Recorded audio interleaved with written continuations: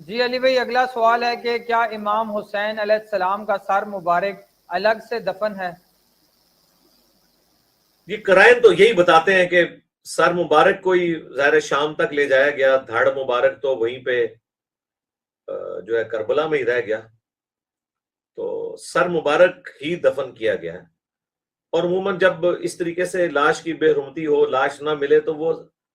جو سر ہوتا ہے نا اسی کو لاش کے ایکویلنٹ شمار کیا جاتا ہے۔ ظاہر مین چیز وہی ہے، اسی لیے آپ دیکھیں پرانے زمانے میں جب کوئی کسی کی گردن اتارتے تھے تو وہ سر بھجوا دیا کرتے تھے تاکہ وہ لوگ اس کی آخری رسومات ادا کر لیں، جو بھی کسی بھی مذہب سے تعلق رکھنے والے لوگ ہیں۔ تو قرائن یہی بتاتے ہیں کہ امام حسین علیہ السلام کا سر مبارک ہی دفن کیا گیا ہے، جو روضہ شریف ہے۔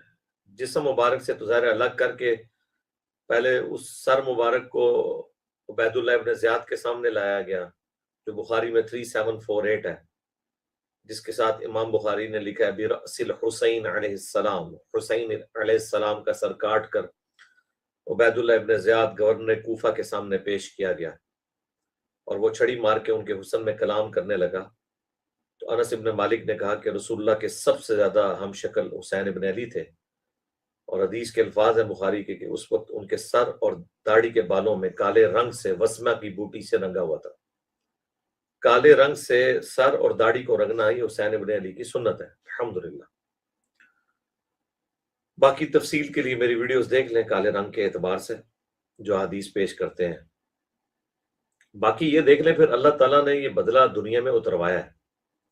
کچھ ہی عرصے کے بعد مختار سقفی نے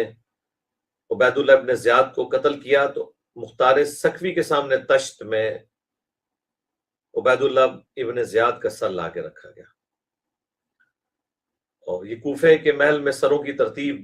اس طرح ہے۔ پھر کچھ عرصے بعد مصعب بن زبیر نے مختار سقفی کو قتل کیا اور اس کا سر کاٹ کے مصعب بن زبیر کے سامنے رکھا گیا۔ پھر اس کے کچھ عرصہ کے بعد عبد الملک بن مروان نے مصعب بن زبیر کو قتل کیا اور اس کا سر کاٹ کے اس کے سامنے تشت پہ رکھا گیا۔ بس اسی دوران جو کوفے کے محل کے جو ملازمین تھے نا، ان میں سے جس طرح آج کل بھی آپ کو پتا ہے وزیر اعظم ہاؤس کے ملازمین تو وہی ہوتے ہیں، حکومتیں چینج ہوتی رہتی ہیں۔ اس نے کہا کہ امیر المومنین اگر آپ اجازت دیں تو میں آپ کو ایک حقیقت بیان کروں کہ یہ آج جو آپ کے سامنے مصعب بن زبیر کا سر رکھا گیا ہے، عبداللہ ابن زبیر کے چھوٹے بھائی کا،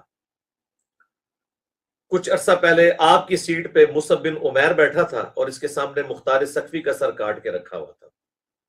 اور اس سے کچھ عرصہ پہلے مختار سقفی اس کرسی پہ بیٹھا تھا اور اس کے سامنے عبید اللہ ابن زیاد کا سر رکھا ہوا تھا، اور اس سے کچھ عرصہ پہلے عبید اللہ ابن زیاد اس کرسی پہ بیٹھا تھا اور حسین ابن علی کا سر سامنے رکھا ہوا تھا۔ یہ ایک پوری ترتیب ہے۔ تو ظاہر اب اگلی باری تو پھر عبد الملک بن مروان کی لگی ہوئی تھی نا، اس نے کہا جی اٹھو، میں اس محل میں رہوں گی نہیں۔ وہ پھر دمشق شام میں شفٹ ہو گیا، اس لیے پھر بنو امیہ نے اپنا دارالحکومت شام میں رکھا۔ یہ تو رسول اللہ کی وفات کے آلموسٹ 100 سال کے بعد، جب 100 بھی نہیں کہہ لیں آپ، آلموسٹ 120 سال کے بعد جب بنو عباس کی حکومت آئی ہے، تو انہوں نے پھر بغداد سٹی آباد کیا اور دارالخلافہ وہاں پہ شفٹ کیا۔ انہوں نے کہا نہ ہم کوفے کو بنائیں گے اور نہ